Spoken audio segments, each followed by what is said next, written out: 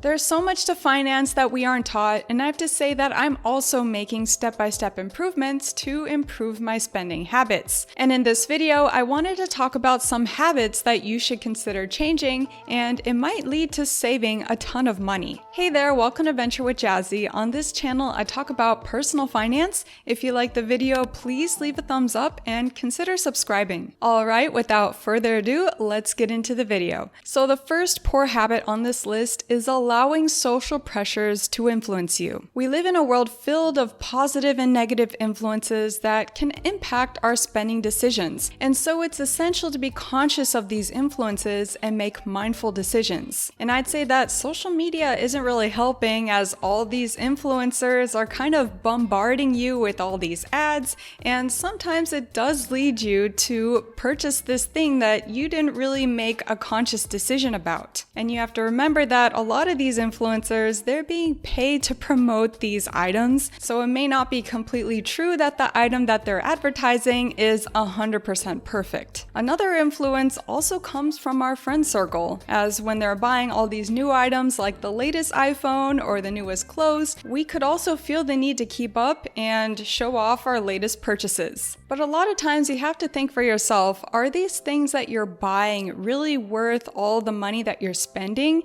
Is it really going to give you long-term happiness? Because although your friends are buying something, it doesn't necessarily mean that you have to follow through the same way. And as for me, I'm on social media and I'm seeing all my friends going to the latest Taylor Swift concert. And then I'm thinking to myself, maybe I should also go too.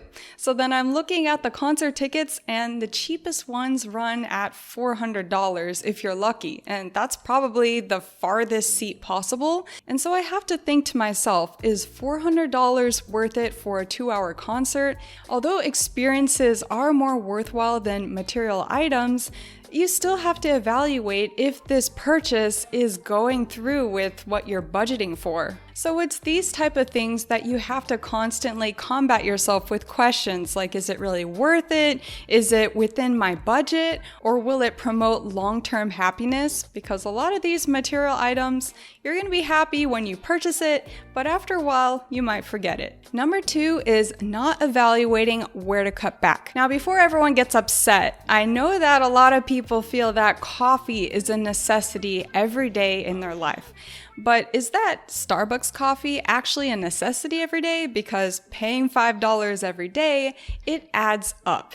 Now, I'm saying that you should be evaluating all these little things that you're spending every month. So that Netflix membership, the Spotify, the gym membership, all of those things really add up, and you could be spending hundreds of dollars that you're not really conscious about. But I do say that you need to make sure that your life has value. Keep what is making you fulfilled. So if that gym membership is the best membership out there and you can't function without it, then of course, go ahead and keep that membership. I'm just saying that sometimes there are these little things in our life that we're paying for that we could evaluate and possibly cut down on. So for instance, car insurance. Car insurance is expensive, and sometimes you can be looking for a new car insurance and lowering that premium. Now, I do have to say that when you are looking for a new company, you're going to have to be giving them all of your information. Then they're going to be calling you, and that's totally annoying. I totally understand that you don't want to be looking for a new insurance for that reason. But in my experience, I have found that you can actually go back to your same insurance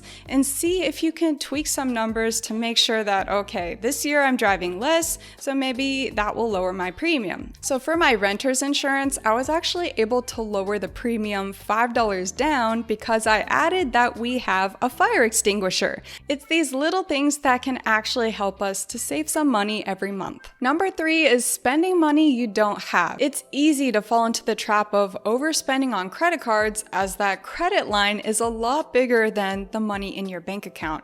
And so that's what kind of psychologically leads people to overspending sometimes. It's crazy to see that the overall debt in America on credit cards is on average $5,000 a person. And the debt exceeds that when you add student loans, car loans, and mortgages. So there's a lot of debt in our society, and a lot of us need to think about how to combat this debt and get out of it. So if you're overspending on credit cards, try going for cash, as at least the cash that you have is not going to be more than what you can spend, right? When you do actually spend too much on a credit card and you're not paying off these monthly fees, then you're going to be paying these credit card companies interest. And sometimes this interest, it goes up to 30%. So that's going to be an additional 30% of what you're in debt of, and that's really going to make you poor. Number 4 is failing to invest in yourself. Investing on your personal and professional development is indeed a great way to get into financial success,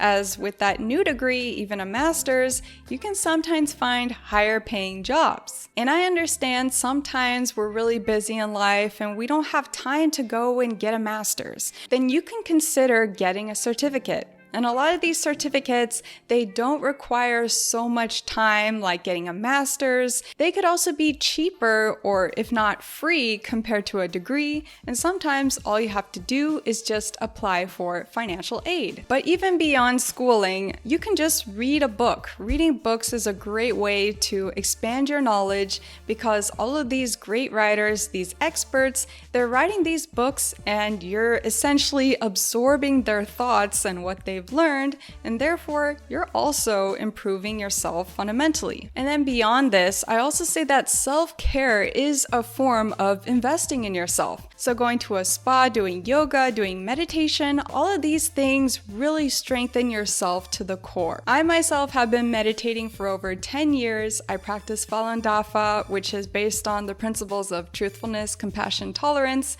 And this practice has made me feel very fulfilled, very healthy. And if you want, you can check out the link below as everything is free. Number 5 is letting your cash sit in the bank. While having an emergency fund is essential because you should be keeping 3 to 6 months worth of necessary cash, but even this fund should be sitting inside a high yield savings account as you can take advantage of the interest.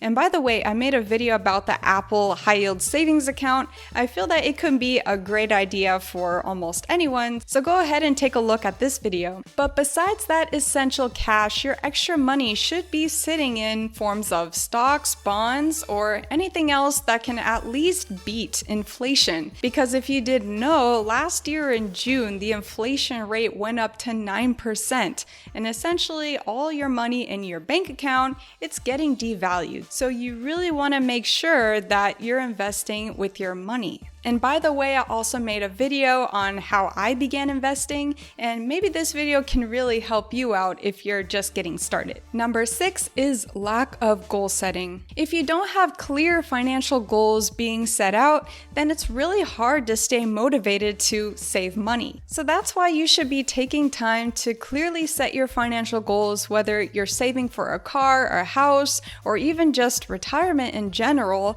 You should be keeping note of that. And just remember, it's even the smallest steps of saving little amounts of money that actually can have a big impact. So for example, if you really want to save $1,200 every year, well, saving $1,200 in a span of 365 days, it could be a lot for people to think about. So instead, you could be thinking, okay, I just need to save $25 every week, and then I will reach my goal of saving $1,200. So if you do it week by week, you can better achieve your goal of saving that amount of money. So that's all the tips that I had for you today. Let me know in the comments below, what are you saving for and which tip on this list is your favorite? Anyway, if you're new to the channel, please subscribe and I'll see you in another one. Bye-bye.